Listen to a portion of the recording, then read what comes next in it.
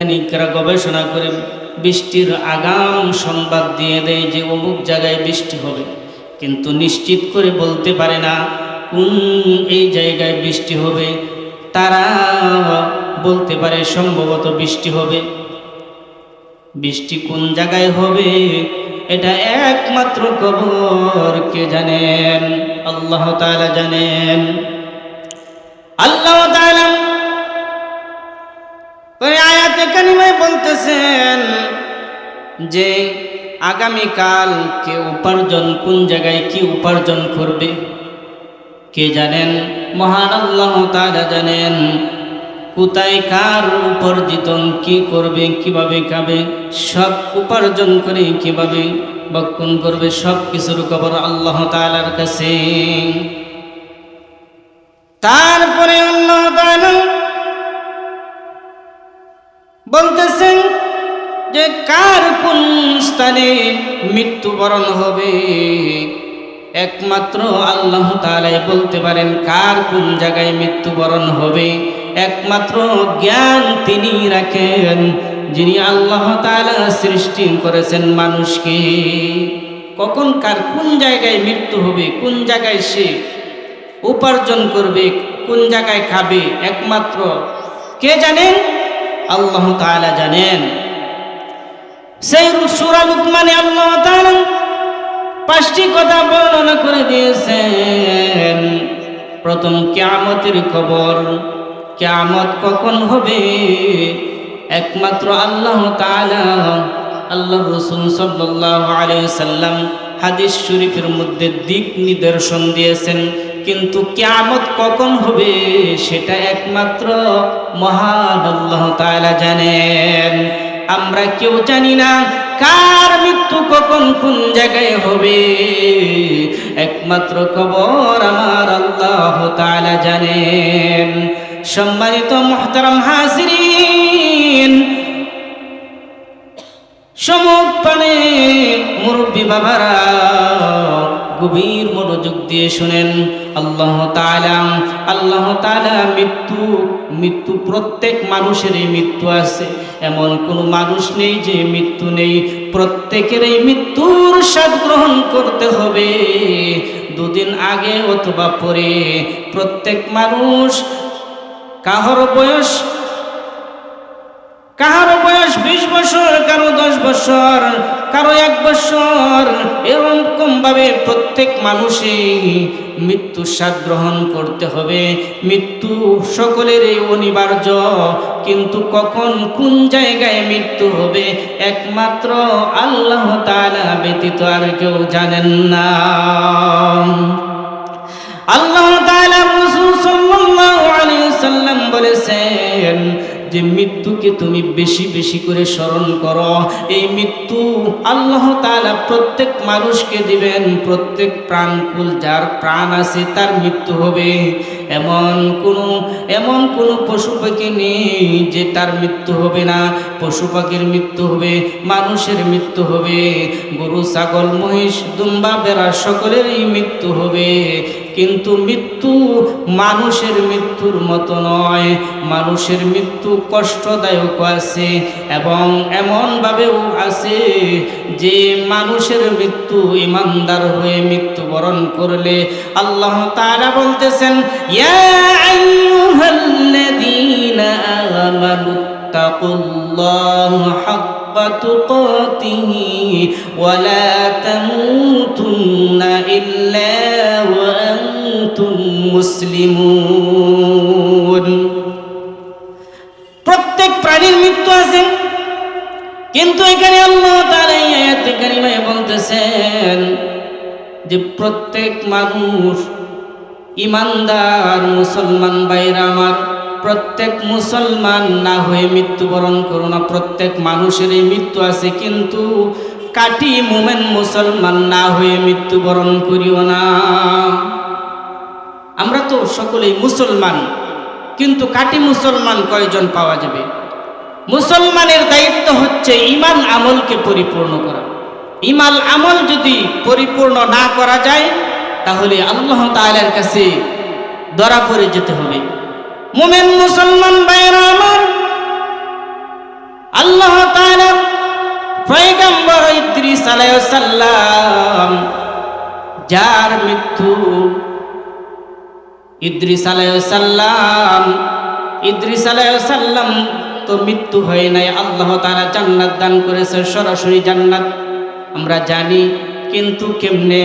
আল্লাহ তাআলা আল্লাহর মালাকুল মউত আজরাইল আলাইহিস সালাম, যিনি আজরাইল আলাইহিস সালাম গোটা মানুষের জান কবজ করে থাকেন, ওই আজরাইল আলাইহিস সালাম মালাকুল মউত আল্লাহ তাআলার নিকট গিয়ে বলতেছেন, ইয়া আল্লাহ, আমি আপনার পয়গম্বর ইদ্রিস আলাইহিস সালামের সাথে বন্ধুত্ব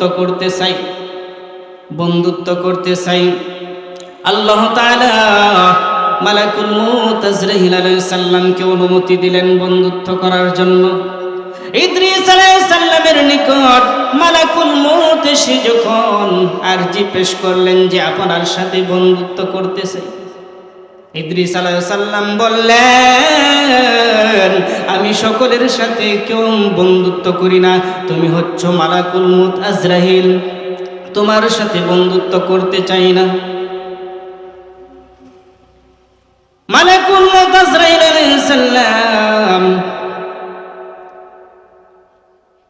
পয়গম্বরকে যখন এই কথা বললেন, কিন্তু পয়গম্বর বললেন, না, আমি কারোর সাথে বন্ধুত্ব করতে চাই না।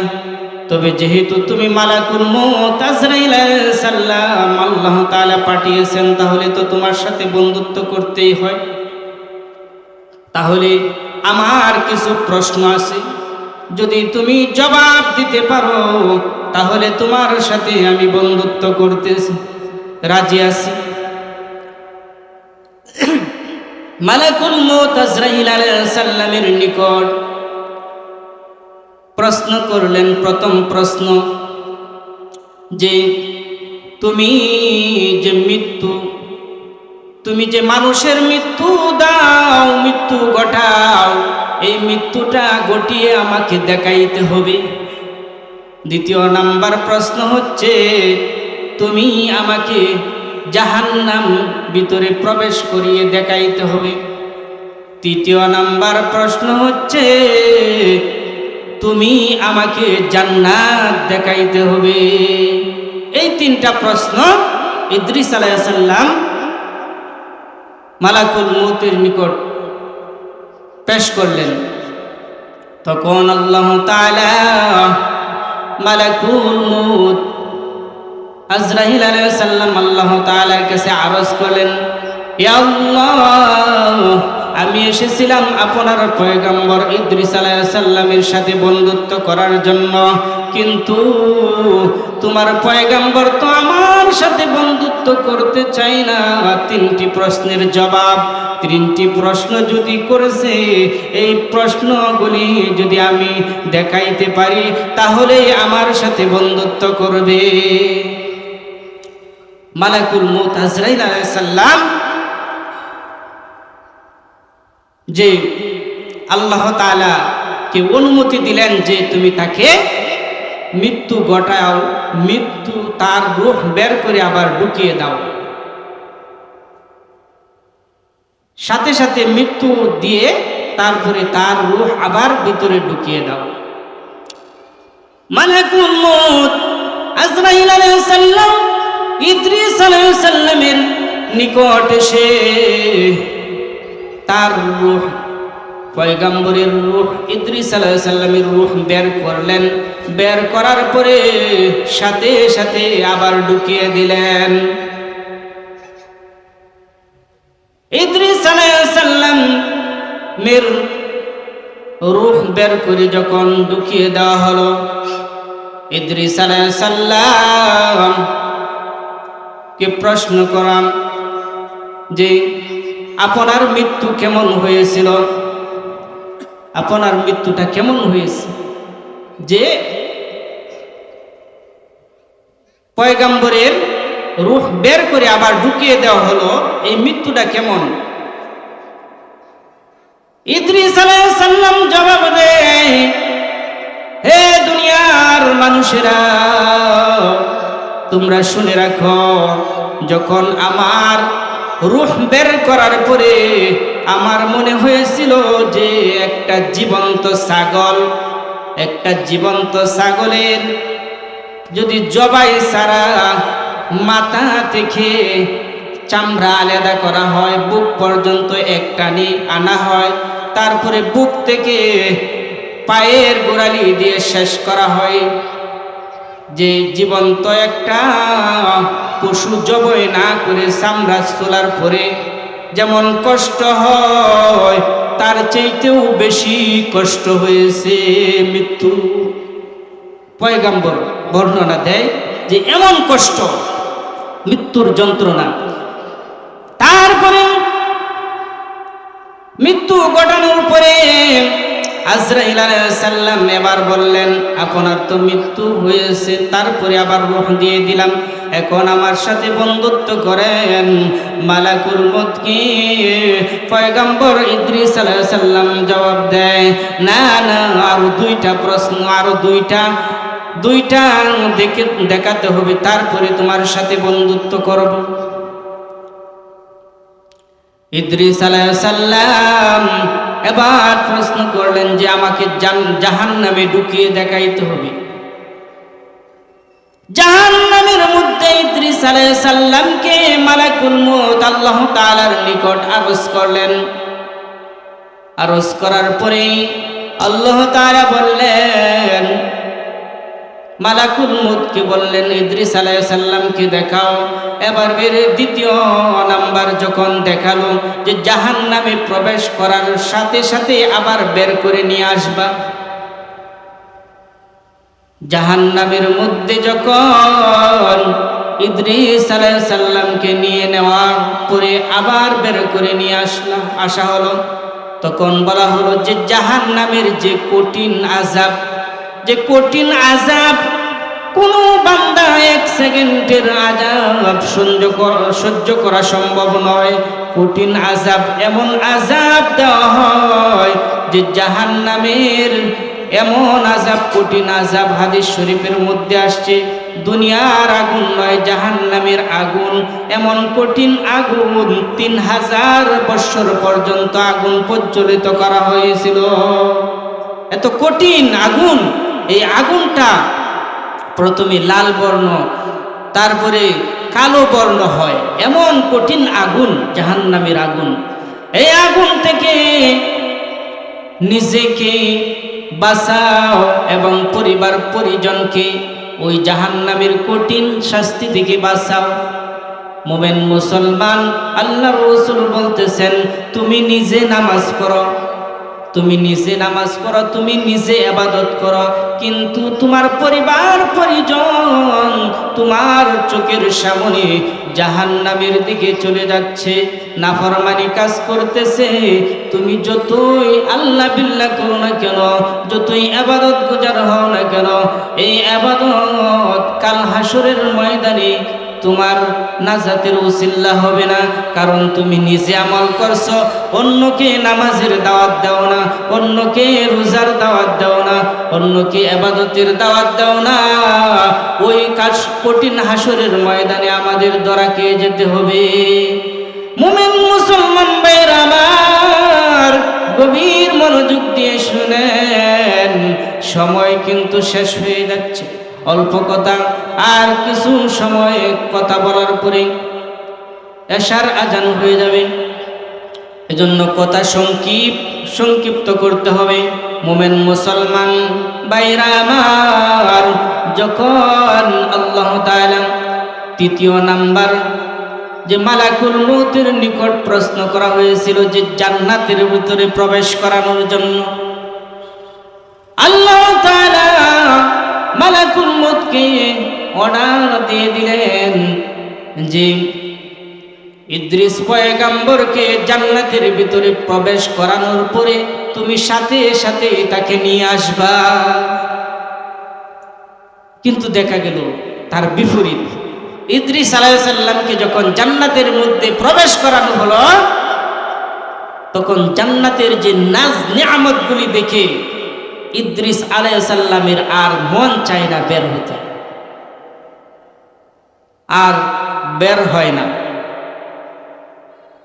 তখন আল্লাহ তাআলার কাছে মালাকুল মউত গিয়ে আজরাইল আলাইহিস সালাম বলতেছেন, ইয়া আল্লাহ, আপনার পয়গম্বর জান্নাতের মধ্যে বলছেন প্রবেশ করানোর পরে তারপরে বাহির করার জন্য, কিন্তু আপনার পয়গম্বর তো জান্নাতের মধ্যে ঢুকেছে, কিন্তু জান্নাত থেকে তো আর বের করা সম্ভব নয়, বের হইতে চায় না।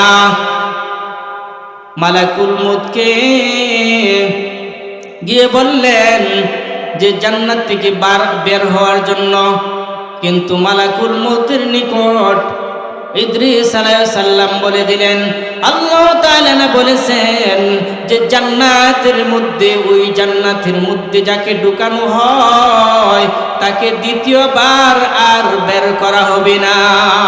ওই জান্নাতের মধ্যে আমি ঢুকেছি, এখন তো আল্লাহ তাআলা আমাকে জান্নাতের ভিতরে প্রবেশ করাইছেন, দ্বিতীয়বার কেন বাহির করবেন? আল্লাহ তাআলা ইদ্রিস পয়গম্বরকে জান্নাত দান করে দিলেন, সশরীরে জান্নাতে চলে গেলেন। কিন্তু ওই জান্নাত থেকে মুমিন মুসলমান ভাইরা আমার, ওই জান্নাত আমরা সকলেই যেতে চাই না। সকলেই যেতে চাই, এমন কেউ নাই যে জান্নাতে যেতে চায় না। জান্নাতে যাকে একবার প্রবেশ করানো হয়, দ্বিতীয়বার তাকে আর বের করানো হবে না। ওই জান্নাতের নাজ নেয়ামত দেখে, আমাদের দুনিয়ার চাকচিক্য সৌন্দর্য দেখে আমরা মনে করতেছি যে দুনিয়া উন্নত হচ্ছে। দুনিয়া আসল দুনিয়া নয়, এই দুনিয়া থেকে আমরা পরকালে যেতে হবে। এই পরকালের সামান আমাদেরকে সংগ্রহ করে যেতে হবে। মুমিন মুসলমান ভাইরা আমার, আমি আপনাদের সম্মুখে যা কিছু বললাম, যা কিছু শুনলাম, আমরা নিজে আমল করি এবং অপরকেও এর আমলের প্রতি দাওয়াত দিব। আমরা সকলেই যেন আমলের সহিত জিন্দেগি গঠন করতে পারি। আল্লাহ তাআলা যে কোরআনে কারিমে সূরাতে বলেছেন যে ইয়া আইয়ুহাল্লাযীনা আমানুত্তাকুল্লাহ, হে ঈমানদারগণ, তোমরা মুমিন মুসলমান, কাটি মুসলমান না হয়ে মৃত্যুবরণ করিও না। মুসলমানের কাজ হচ্ছে ঈমান আমল পরিপূর্ণ করা, আল্লাহর হুকুম এবং রসুলের তরিকা অনুযায়ী চলা। আমরা প্রত্যেকেই যেন আল্লাহ এবং আল্লাহ রসুলের তরিকা অনুযায়ী চলতে পারি। আল্লাহ তাআলা আমাদের সবাইকে তৌফিক দান করুন। সবাই বলি আমিন। ওয়া আখিরু দাওয়ানা আনিল হামদুলিল্লাহি রাব্বিল আলামিন।